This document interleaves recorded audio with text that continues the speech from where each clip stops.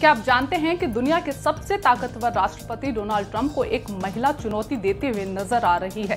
क्या आप जानते हैं कि ये महिला भारतीय मूल की है और उसे भारत में रहने वाली अपनी चिट्टी यानी आंटी की बेहद याद सताती है?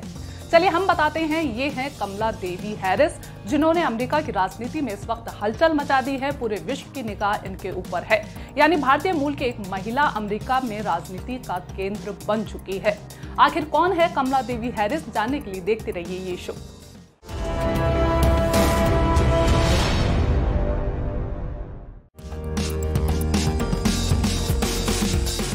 55 साल की कमला देवी हैरिस पहली भारतीय अफ्रीकी मूल के अश्वेत महिला हैं जो अमेरिका में उपराष्ट्रपति पद की दावेदार हैं। नामांकन दाखिल करने के साथ ही उन्होंने ट्रंप पर आक्रामक तेवर अपना लिए हैं। उन्होंने कहा है कि ट्रंप देश को बांटने वाले राष्ट्रपति साबित हुए हैं। वहीं ट्रंप के नेतृत्व की विफलताओं ने लोगों की जिंदगियों के साथ रोजगार का भी नुकसान किया है। इसका जवाब देते हुए ट्रंप ने कमला हैरिस पर कई सारी टिप्पणियां की है। ट्रंप का कहना है कि वे बेहद आक्रामक हैं और जो बाइडेन अगर अमेरिका के राष्ट्रपति बनते हैं तो कमला हैरिस उनकी बॉस के तौर पर काम करेंगी।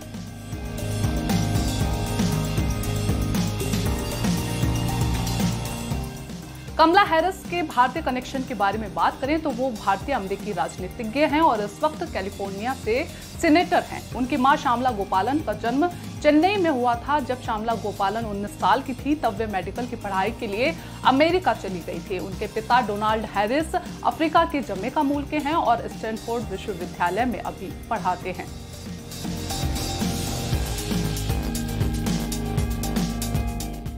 अमेरिका में डेमोक्रेटिक पार्टी से राष्ट्रपति पद के उम्मीदवार जो बाइडेन ने पिछले सप्ताह ही उन्हें उपराष्ट्रपति पद का दावेदार नियुक्त किया है।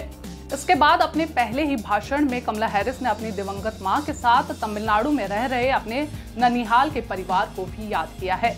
उन्होंने अपने परिवार के बारे में बात करते हुए कहा कि उनके परिवार में उनके पति, 2 बच्चे, बहन माया हैरिस और उसके साथ ही कई सारी चिट्टी हैं यानी आंटी हैं जो कि तमिलनाडु में रहती हैं। उनके इस भाषण के दौरान ही ये शब्द गूगल पर सबसे ज्यादा खोजा गया है। इसके बाद से ही चिट्टी शब्द ट्विटर के साथ ही सोशल मीडिया के सभी प्लेटफॉर्म पर ट्रेंड कर रहा है। तमिलनाडु से उनकी भतीजी ने भी ट्वीट कर इस शब्द पर अपनी खुशी जताई है। वहीं मॉडल और टीवी होस्ट पद्मा लक्ष्मी ने ट्विटर पर ट्वीट करते हुए कमला हैरिस को धन्यवाद दिया है कि उन्हें तमिल भाषा का ये शब्द याद रहा।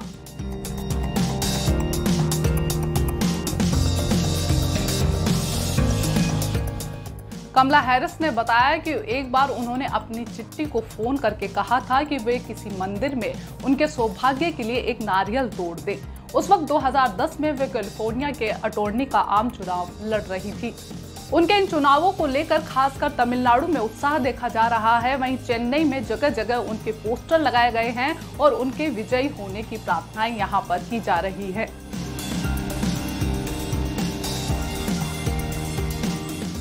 उनका भारतीय मूल का होना इस वक्त विश्व भर में चर्चा का विषय बना हुआ है।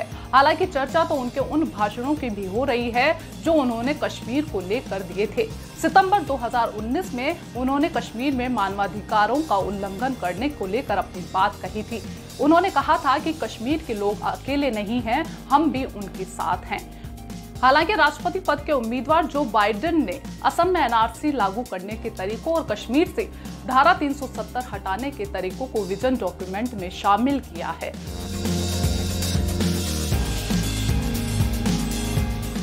फिलहाल उनके चुनाव कैंपेन से उनकी बहन माया हैरिस भी जुड़ चुकी हैं। हालांकि अमेरिका में उन पर आरोप लग रहे हैं कि दोनों बहनें अपने अश्वेत होने को मुद्दा बना रही हैं। कमला हैरिस को पहली अश्वेत महिला के इस पद तक पहुंचने के तौर पर प्रस्तुत किया जा रहा है। उपराष्ट्रपति के स्वीकृति भाषण में कमला हैरिस कह चुकी हैं कि उनकी मां ने उन्हें अश्वेत महिला के तौर पर गर्व से जीना सिखाया है। बताया जाता है कि साल 2004 में एक कैथोलिक चर्च के पादरी पर जब यौन शोषण का आरोप लगा तो उस वक्त पीड़ितों को न्याय दिलाने के बजाय वे पादरी के साथ खड़ी नजर आई। उन पर वे सभी दस्तावेज छिपाने का आरोप भी है जिसमें यौन दुराचार का विवरण था। हालांकि कमला देवी हैरिस का इस बारे में कहना है कि वे अमेरिका में रहते हुए भी मंदिर और चर्च दोनों जगह श्रद्धापूर्वक जाते हुए बड़ी हुई हैं। वे किसी भी जाति और धर्म से ऊपर उठकर सभी के सम्मान और समानता की बात करती हैं जो कि उन्हें उनकी मां और उनके नाना ने सिखाया है। फिलहाल वो भारत में चर्चा का विषय बनी हुई हैं, लगातार ट्रेंड कर रही हैं। ये अलग बात है कि वे अमेरिका के उपराष्ट्रपति पद पर चुनी जाती हैं या नहीं, लेकिन भारतीय मूल का होने को लेकर विश्व भर में वे सुर्खियां बटोर रही हैं। कहा जा रहा है कि उनके भारतीय मूल का होना उनके चुनावों में उनके लिए फायदेमंद होगा। ये शो आपको कैसा लगा और यहाँ पर किस तरह के मुद्दों को उठाया जाना चाहिए, कमेंट बॉक्स में जरूर लिखें। शो को देखने के लिए शुक्रिया।